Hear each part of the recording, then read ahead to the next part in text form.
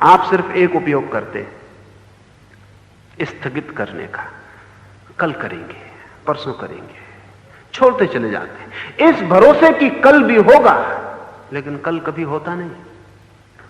कल कभी भी नहीं होता है। जब भी हाथ में आता है तो आता है आज,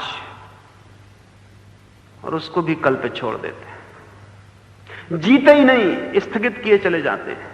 कल जी लेंगे, परसों जी लेंगे, फिर एक दिन द्वार पर मौत खड़ी हो जाती है, वो क्षण भर का अवसर नहीं देती, और तब हम पछताते हैं। वो सब जो स्थगित किया हुआ जीवन है सब आंख के सामने खड़ा हो जाता है कि क्या क्या जी सकते थे, क्या हो सकता था, कितने अंकुर निकल सकते थे जीवन में, कितनी यात्रा हो सकती थी, वो कुछ भी ना हो पाई। तब पीछे लौट के देखते हैं तो कुछ तिजोरियों में रुपए दिखाई पड़ते हैं जिनको भर लिया जीवन के मूल्य पर। कुछ लड़के बच्चे दिखाई पड़ते हैं जिनको बड़ा कर लिया जीवन के मूल्य पर। वे चारों तरफ बैठे हैं खाट के और सोच रहे हैं कि चाबी किसके हाथ लगती। रो रहे हैं लेकिन ध्यान चाबी पर है। इनको बड़ा कर लिया जीवन के मूल्य पर। हिसाब किताब, खाता, बही, बैंक सब चलेगा, आप हट जाएंगे। आपका खाता किसी और के नाम हो जाएगा, आपका मकान किसी और का निवास स्थान बन जाएगा, आपकी आकांक्षाएं किन्हीं और के भूत बन जाएंगी, उन पर सवार हो जाएंगी और आप विदा हो जाएंगे। और आपने सारे जीवन जो भी मूल्यवान था उसको स्थगित किया। हम धर्म को स्थगित करते हैं और अधर्म को जीते हैं। क्रोध हम अभी कर लेते हैं, ध्यान हम कहते हैं कल कर लेंगे, प्रार्थना हम कहते हैं कल कर लेंगे, बेईमानी हम अभी कर लेते हैं, धर्म को करते हैं स्थगित, अधर्म को अभी जी लेते हैं। लेकिन क्यों? हमको भी पता है कि जो कल पे स्थगित किया वो हो नहीं पाएगा, इसलिए जो हम करना चाहते हैं वो आज कर लेते हैं, जो हम नहीं करना चाहते और केवल दिखाते हैं कि करना चाहते हैं वो हम कल पे छोड़ देते हैं। इसमें गणित है साफ। कोई महावीर को ही पता है ऐसा नहीं, हमको भी पता है। हमको भी पता है क्रोध करना हो अभी कर लो, हम कभी नहीं कहते कल क्रोध करेंगे। तो हम करना चाहते हैं, हम भी जानते हैं आज कर लो, समय का कोई भरोसा नहीं। महावीर ही जानते हैं ऐसा नहीं, हम भी जानते हैं। जो हम करना चाहते हैं अभी कर लेते हैं, जो हम नहीं करना चाहते हम बेईमान हैं। नहीं करना चाहते तो साफ कहना चाहिए नहीं करना चाहते, लेकिन हम होशियार अपने को धोखा देते। हम कहते हैं करना तो हम चाहते हैं लेकिन अभी समय नहीं, कल कर लेंगे। इसे ठीक से समझ लें, जिसे आप कल पर छोड़ रहे हैं जान लें आप करना नहीं चाहते। यह अच्छा होगा, ईमानदारी होगी अपने प्रति कि मैं करना ही नहीं चाहता।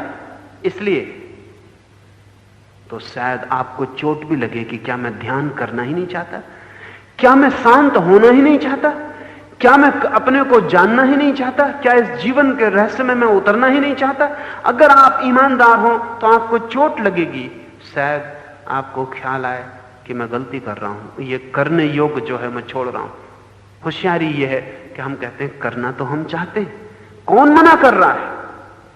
मेरे पास लोग आते हैं वो कहते हैं साधना में तो हम जाना चाहते हैं, कौन मना कर रहा है, लेकिन अभी नहीं। यह तरकीब, इस तरकीब में उनको यह नहीं दिखाई पड़ता कि जो हम नहीं करना चाहते उसे हम भ्रम पाल रहे हैं कि हम करना चाहते हैं।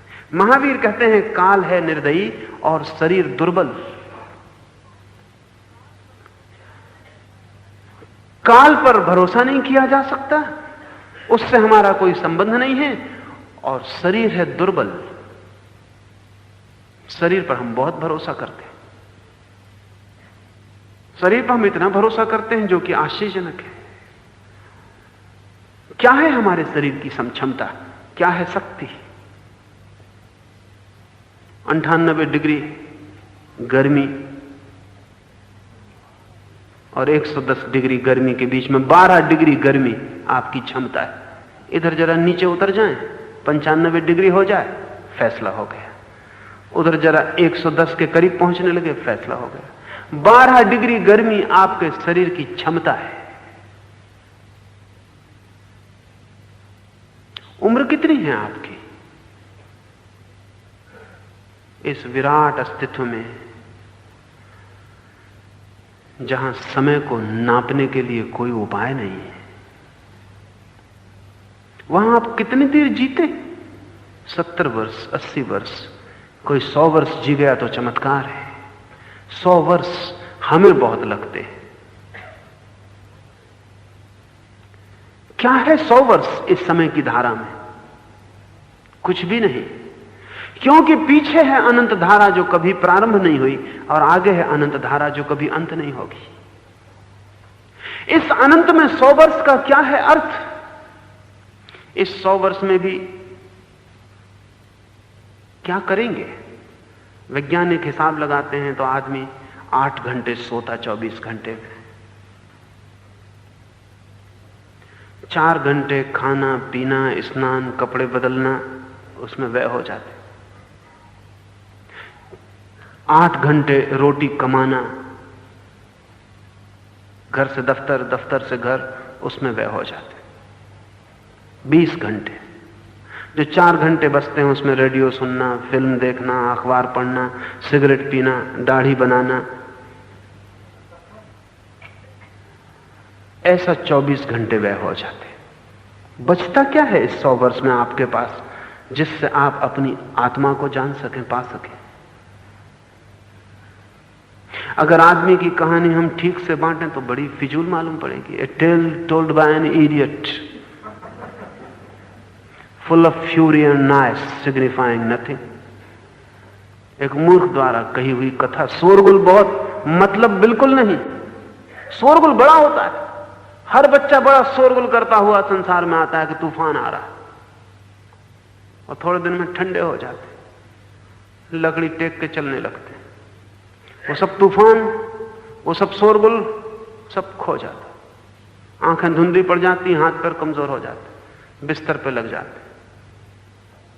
झूले से लेके कब्र तक कहानी क्या है, सामर्थ्य क्या है शरीर की? बड़ा कमजोर है। जरा सा बैक्टीरिया घुस जाए बीमारी का, तब पता चल जाता है कि कितनी आपकी ताकत है। गामा लड़ते होंगे पहलवानों से, लेकिन क्षय रोग से नहीं लड़ पाते। गामा टीबी से मरा। अब टीबी के कीटाणु कितनी छोटी चीज, आंख से दिखाई भी नहीं पड़ती। बड़े पहलवानों से जीत लिए, छोटे पहलवानों से हार गए। शरीर की ताकत कितनी है। बड़ी बड़ी बीमारियां छोड़ दीजिए, कॉमन कोल्ड से लड़ना मुश्किल होता। साधारण सर्दी जुकाम पकड़ ले तो उपाय नहीं, सब ताकत रखी रह जाती।